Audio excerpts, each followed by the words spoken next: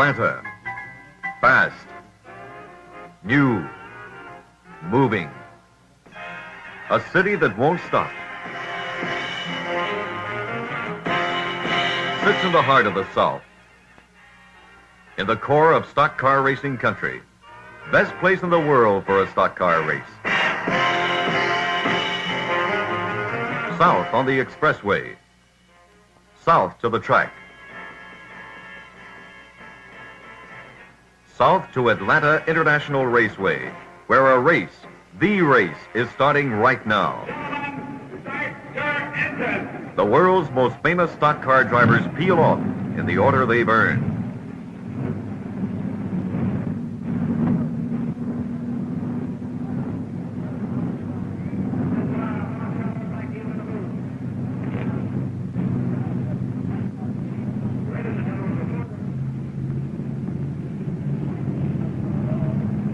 "46 cars parade proudly before a record 55,000 fans drawn from all over America to this oval magnet.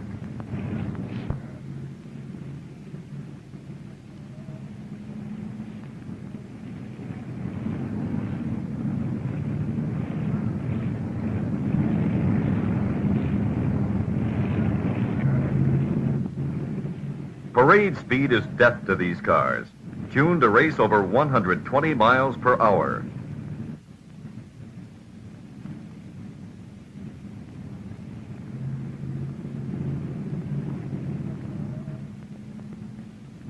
Every driver is impatient to floor his pedal.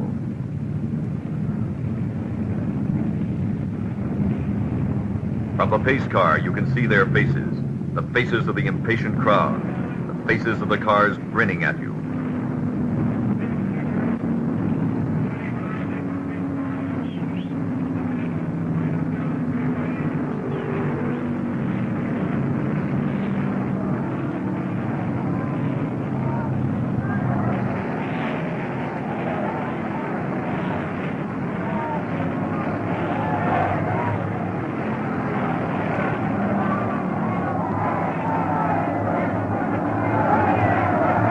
The green flag.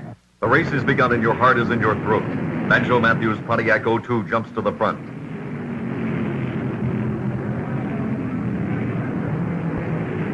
The cars bunch up, jockeying for the lead. Bobby Johnson, Pontiac 72. Fred Lorenzen in 428. David Pearson in Pontiac 3. Cotton Owens in Pontiac 7. They all spurt to the front, only to be passed.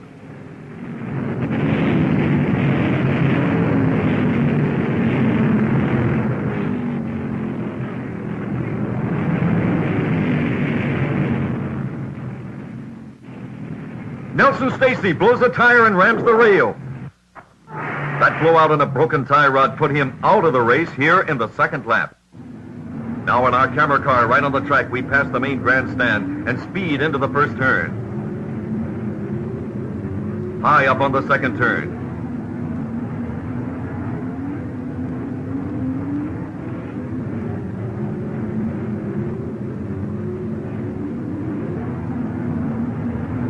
Down the back stretch.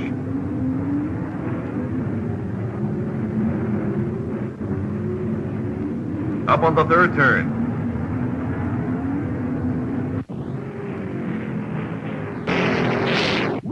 T.C. Hunt blows his Dodge engine and goes into a spectacular skid. Two other drivers barely miss him. After only 6 laps, Hunt is out. Bobby John 72 grabs the lead.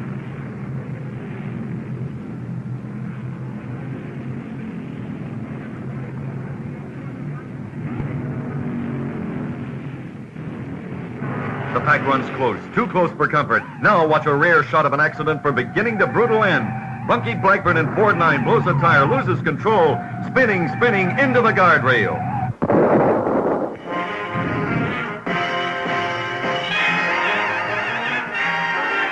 The yellow flag is out, so is Bunky Blackburn. Alive, safe, but out.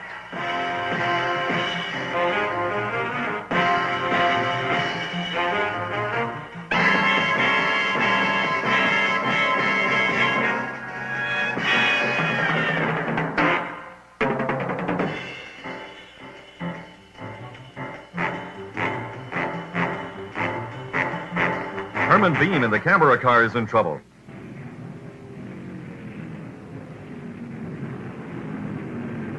Bobby Johns holds his lead, but David Pearson 3 and Joe Weatherly 8 stay on his tail.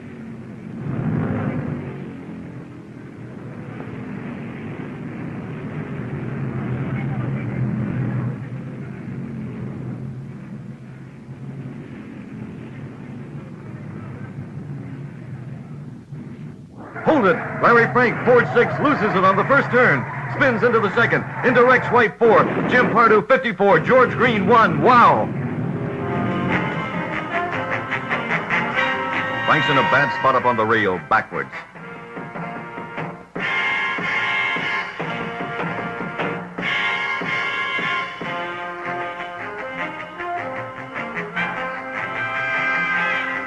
The wreckers pour into the area and pull out what's left.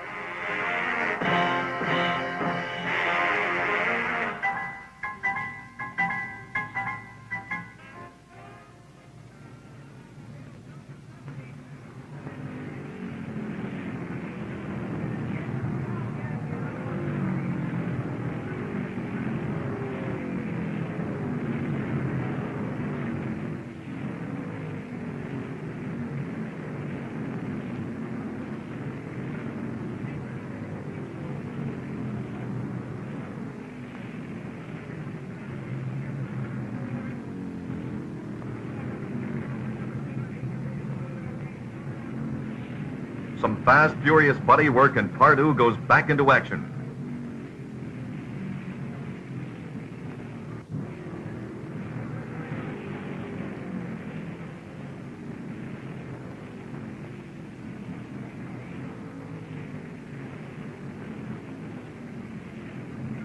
Rex White's crew racks up miracles and puts their Chevy back. Larry Frank is glad he's alive. His car is one of 5 Fords trying for the trophy today from the Holman and Moody stable in Charlotte.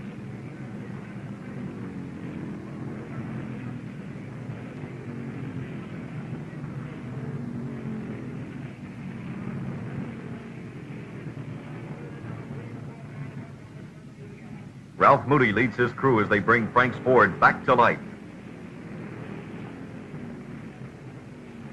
The green flag says go, but the sky says maybe not.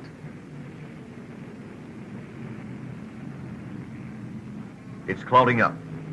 A few drops of rain. NASCAR throws out the caution flag. Rain and racing don't mix.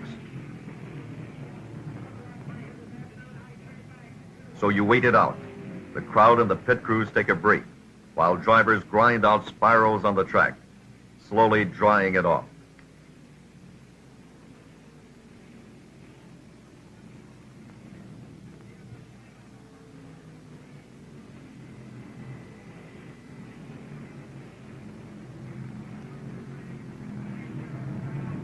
The rain makes you think back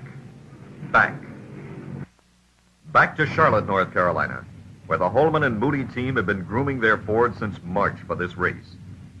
2 out of 3 of this year's top races have been won by Holman and Moody Fords. Incredible, because everybody thought Pontiacs would win every race.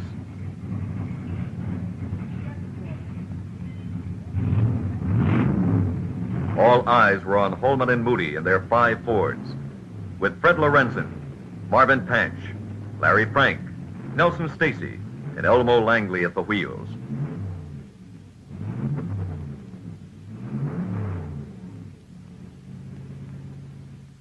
Those cars were protected like Fort Knox under NASCAR guard through 2 abortive attempts in March to run this Atlanta race. Rain stopped each try, but it didn't stop Holman and Moody. They worked all the harder to bring in a winner here at Atlanta.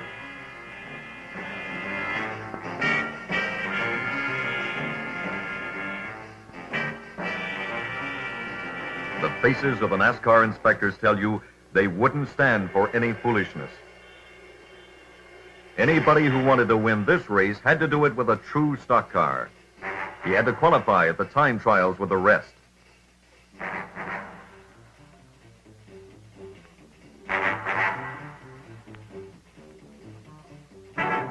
In the days before the race, every driver took his car on the 4 hottest laps of his life in Atlanta.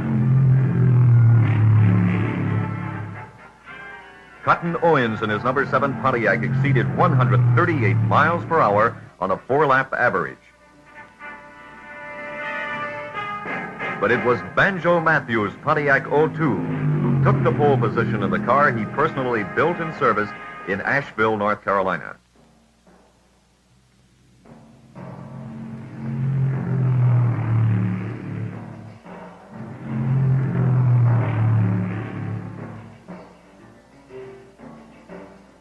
The Atlanta race drew the kids. One reason was the question and answer clinic before the race. Youngsters got a chance to ask drivers like Fred Lorenzen about their lives as stock car race drivers. Men from the automotive industry were surprised at the technical knowledge of these kids. Autograph hounds got what they came for.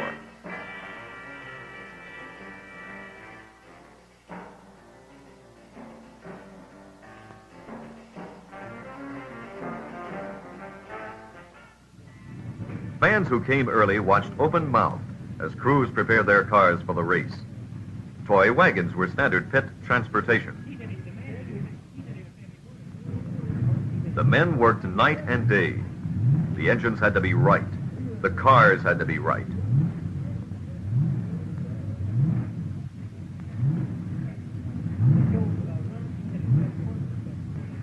By this morning, the cars had qualified and were ready for final NASCAR inspection and fueling.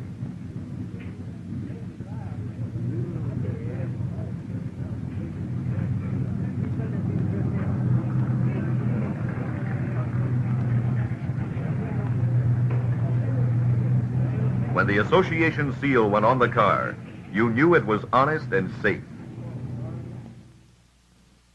Crowds poured into this modern arena, centered in 500 acres of Georgia.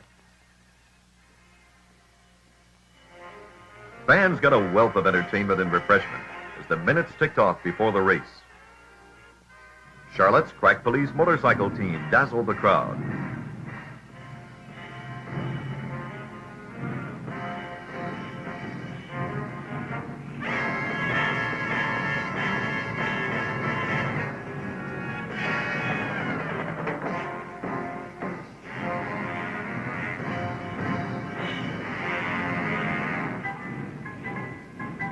And the race went into its first 84 laps.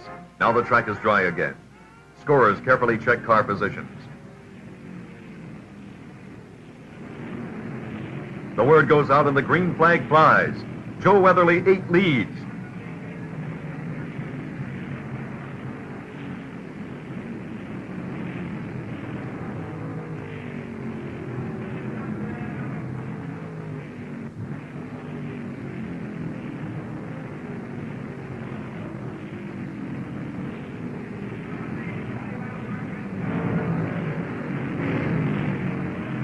Dale Yarber of Ford 92 blows his engine.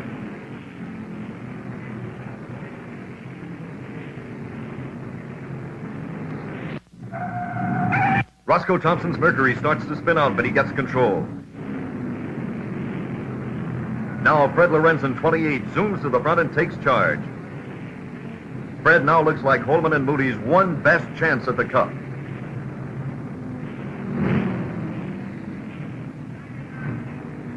Wait! Banjo Matthews pulls ahead of Lorenzen and takes command of the race in this 108th lap. The two close friends begin a two-car duel.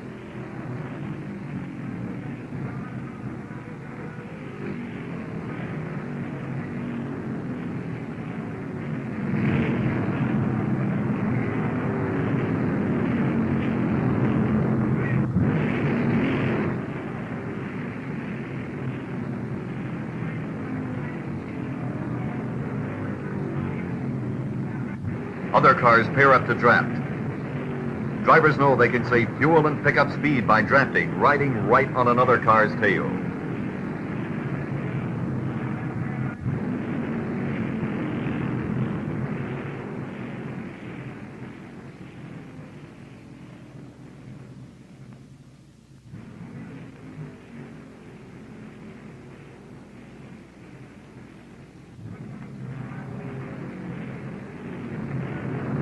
Cars are spreading out now. They lap each other, so you've got to be sharp to spot the real leader.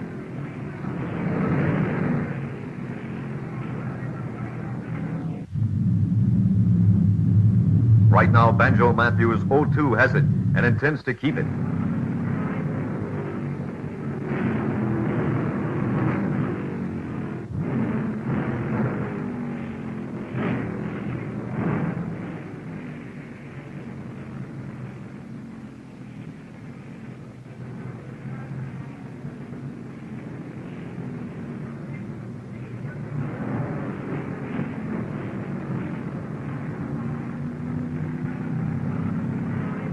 Fireball Roberts is in 6th place in pits. The Matthews-Lorenzen duel gets hotter. The two men are moving around the track like two eyes on a giant face.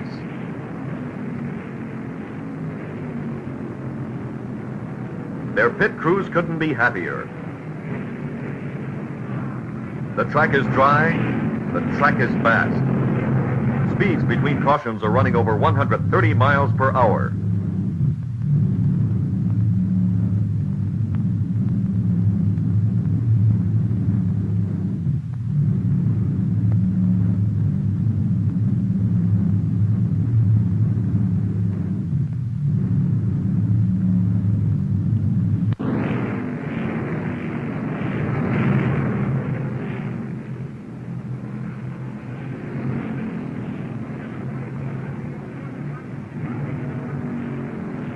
In this 130th lap, Tom Cox's number 60 Plymouth breaks its axle, and Cox goes to the shower. Johnny Allen's Pontiac transmission fails, and he's through. Ralph Earnhardt's transmission is gone. Now drivers must make their scheduled pit stops for fuel and fresh tires. Lee Petty directs his son Richard's pit stop. Petty's Plymouth just can't seem to get steam in this race.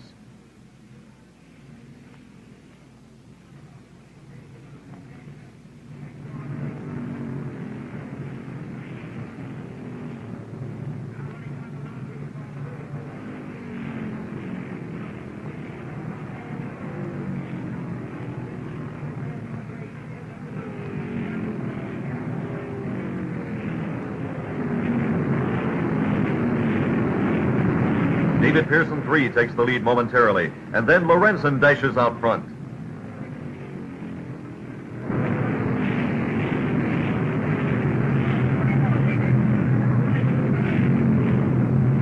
The drivers spot clouds over the track and wonder. Pearson 3 starts picking up lost laps.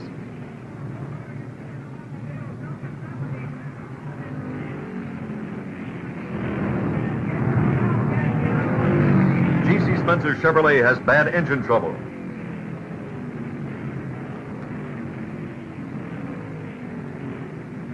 Favorite driver among drivers is Little Joe Weatherly in Pontiac number 8 in 7th position. The irascible Joe has a chance here in the 156th lap to win the race. Joe blows a tire. He's too close to the rail. He rams it.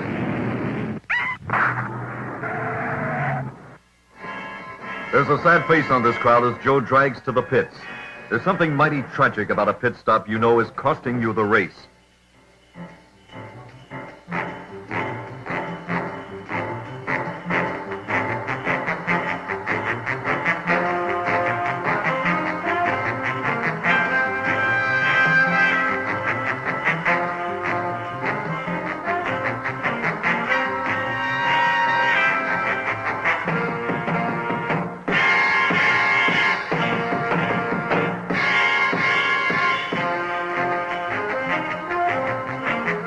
Now, out on that great Atlanta track, Banjo Matthews and Fred Lorenzen are burning up rubber and asphalt in a spectacle few stock car racing fans have ever seen. The other drivers become spectators.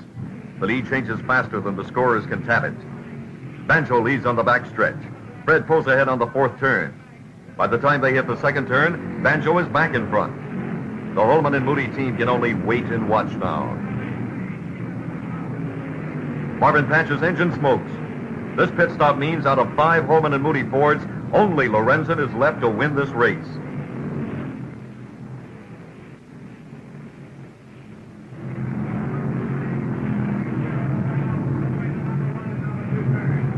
Coleman and Moody Fords out here today are a new kind of convertible with a bolt-on streamlined top. NASCAR wasn't convinced that they were true stocks and required special X-members to be welded to the car frames to meet standards.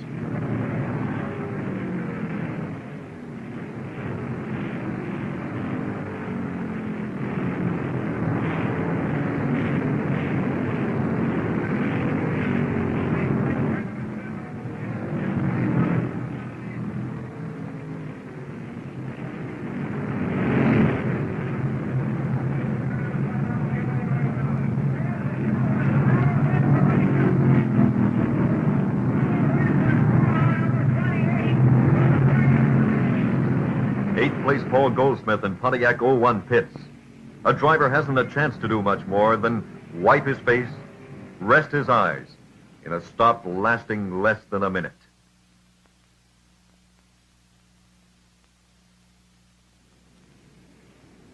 Now here's the lineup in this 180th lap. Banjo Matthews 02 holds the lead for the moment. Fred Lorenzen is right behind. Bobby John 72 is third. Fireball Roberts 22 is fourth. Junior Johnson 6 is number 5. David Pearson 3 is 6th. One of them is going to win.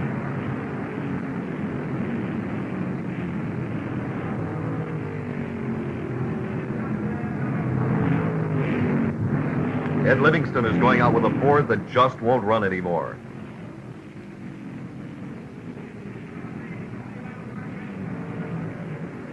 The asphalt duel roars toward its climax.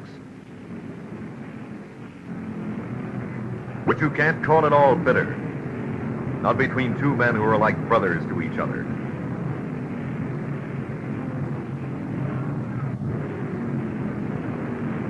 Track temperature gets hotter.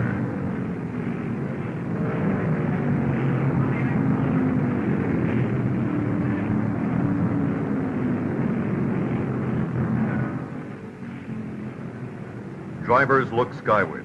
Could it rain again? Twice in one race? Could rain suddenly change everybody's hopes and plans for this third Atlanta 500?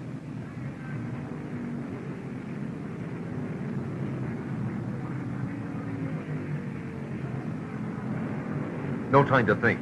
Ralph Moody signals Lorenzen to make his pit stop. If the rains come, the length of the pit stops now will decide the winner.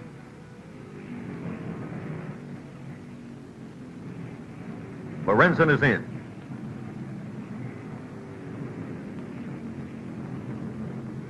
Gets tires, gas, and a Coke, and out in 53 seconds flat.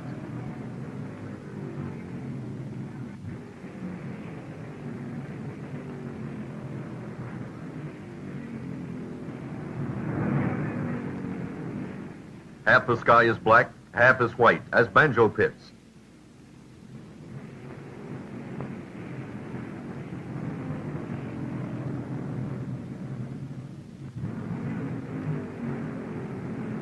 The seconds tick off.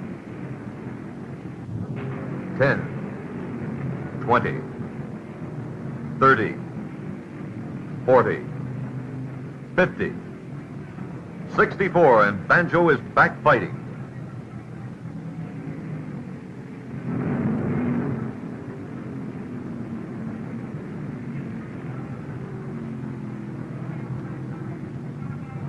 Fireball Roberts' pit stop takes 77 telling seconds.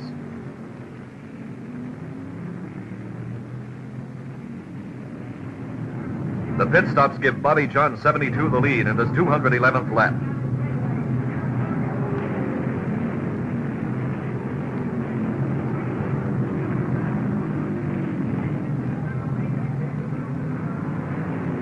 But 40 seconds later, Johns must face reality and make his own final pit stop. With it goes his lead.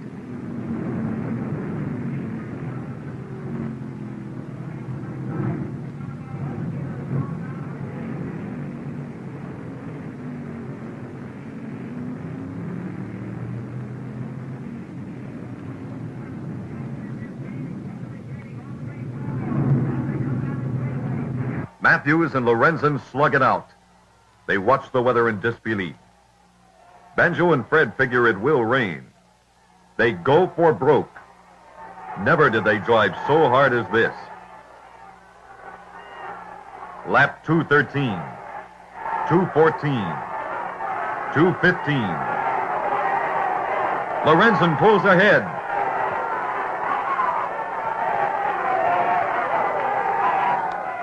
Rain. The race is over.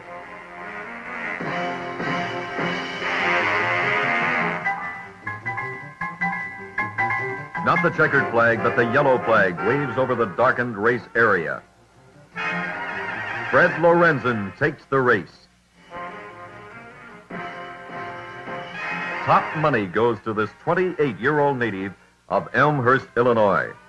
He gets his official notice and trophy in the press box.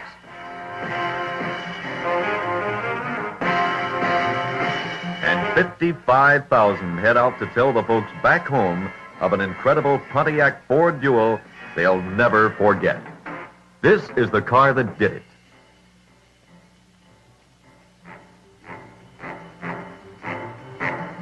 And these are the men who did it. The Holman and Moody team bring home the trophy. Now their score is 3 out of 4. This is the wheel Fred Lorenzen drove to victory. 45 other great drivers had to lose, so Fred Lorenzen could win this Atlanta 500. But there will be more races, more work in the garages, more new automotive ideas in Detroit, in St. Louis, and Charlotte.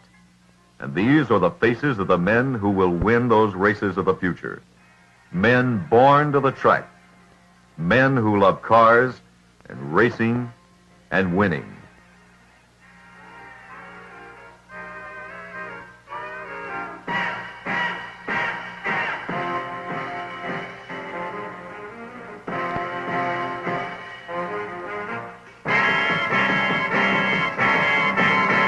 Fred Lorenzen will face them all again.